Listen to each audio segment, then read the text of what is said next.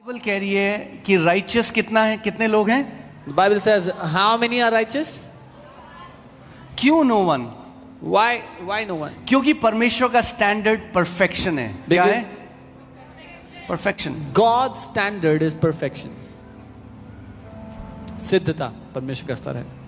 याकूब 2:10 मैंने आपको बताया था, अगर व्यवस्था की आपने एक बात तोड़ दी तो आप सारी बातों में दोषी ठहरे।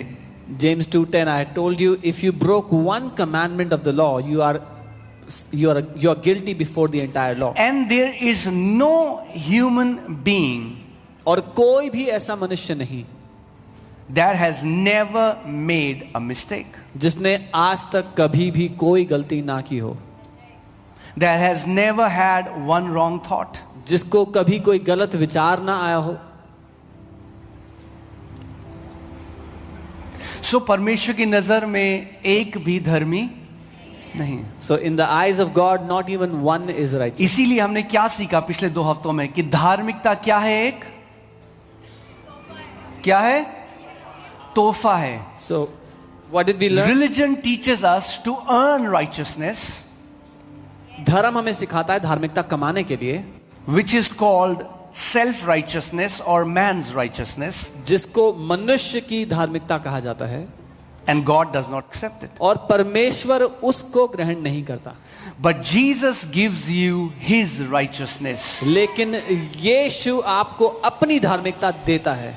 यानी अपना स्थान देता है परमेश्वर के सामने। He gives you his own place to stand before God.